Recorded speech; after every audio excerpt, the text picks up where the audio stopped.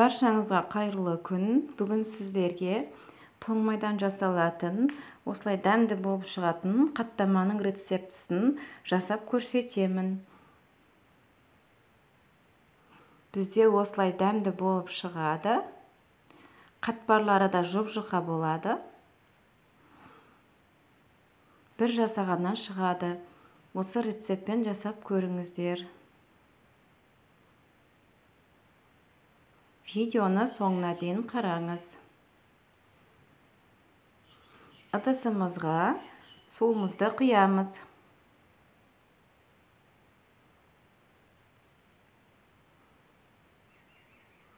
Және сүт қосамыз. Шай қасықпен тұз қосамыз. 4 ас қасық сұйық майымызды қосамыз.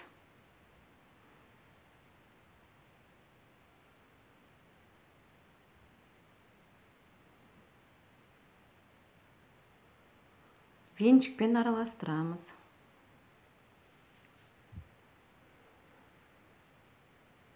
Електен өткізілген ұнымызды қосамыз. Қолымызбен қамырымызды илейміз.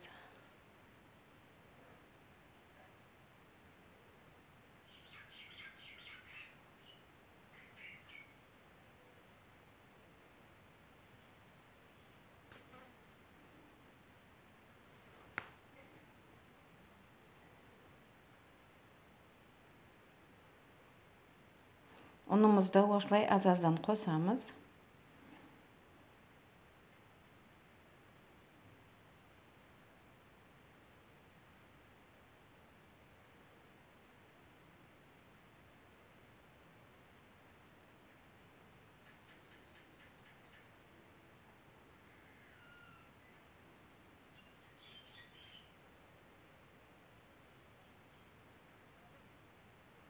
Бір келкі болғанша илеп шығамыз.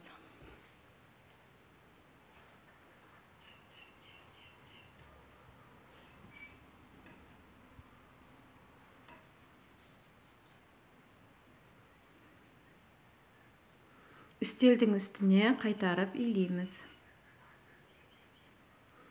Және 15 минутқа тындыруға қоямыз.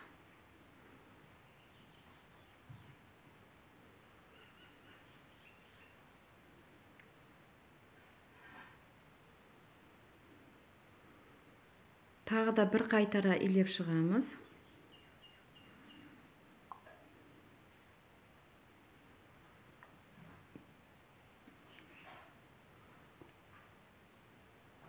Бізде осылай бір келкі жып-жылтыр тестамыз дайын болды. Ал енді бұны 3 бөлікке бөлеміз.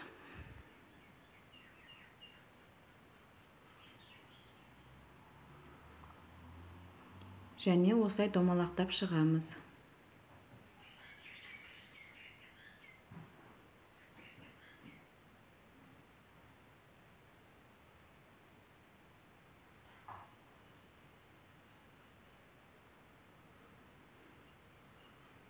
Және оқтауымызбен жұп-жұқа етіп жаямыз. Менің арнама тіркеліп кетуді ұмытпаңыздар. Сіздер үшін басқа да пайдалы рецепттер бар менің каналымда. Жаңа рецепттерді өткізіп алмау үшін қоңыраушаны басамыз.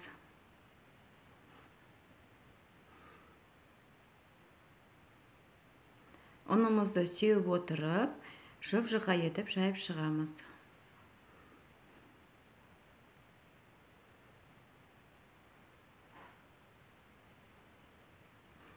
Бізде жұқа болған сайын қатпарлары әдемі болып шығады.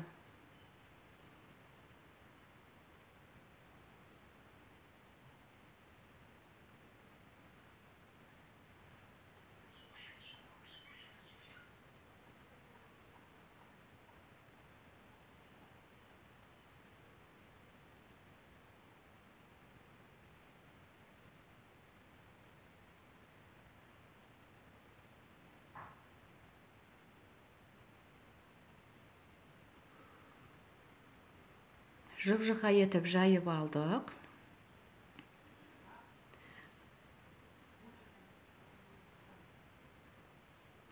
Осылай жайып аламыз. Ыдысымызға майымызды ертеміз. 3 ас қасық майымызды саламыз.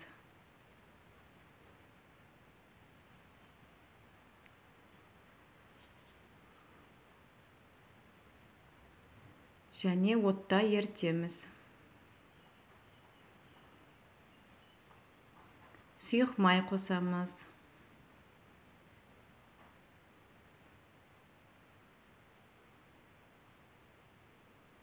4 ас қасық сұйық май қосамыз.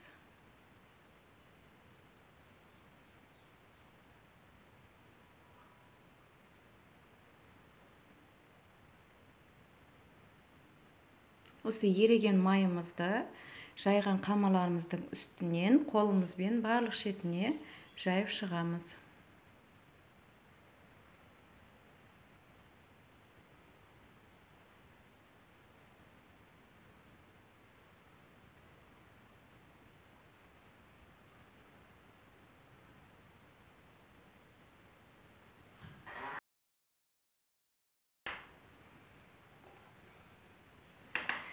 Келесілерінде дәл солай жаямыз.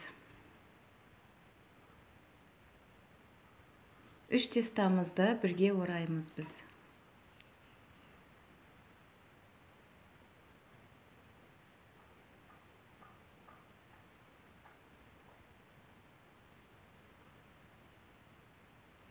Екінші қабатына майымызды жағамыз.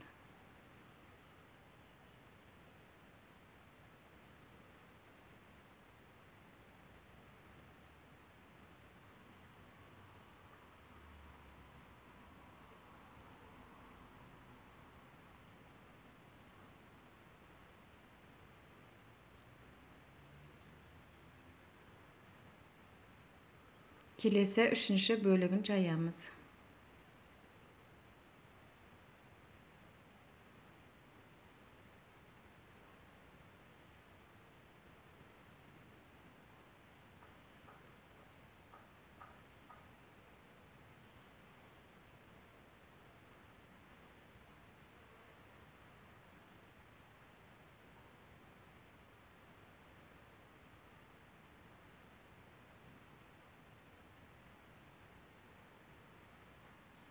Барлығын бірге ораймыз.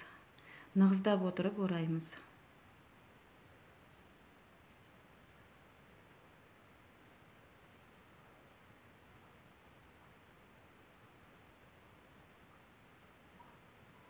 Бөліктерге бөліп аламыз. 5 бөлікке бөлеміз. Бізде 5 қаттама шығады.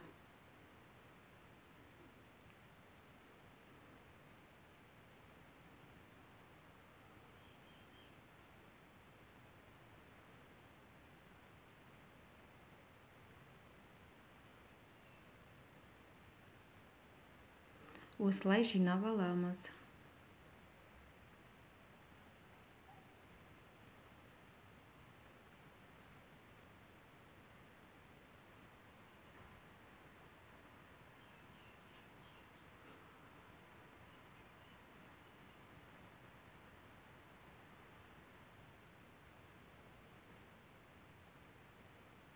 Ал енді біз бірден жайып пісіре беруге болады.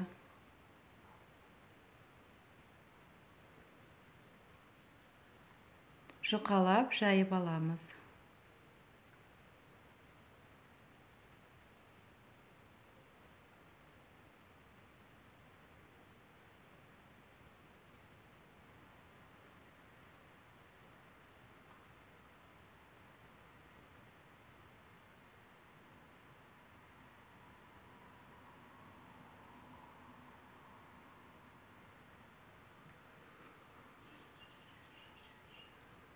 Кішкене қыздырып, майымызды құйып, пісіріп аламыз.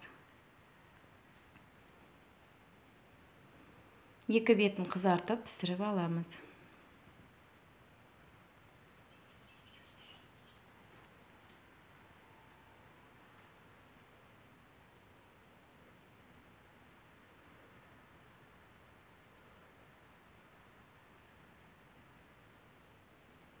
Бізде қаттамаларымыз пісіп шықты. Барлығында осылай пісіреміз.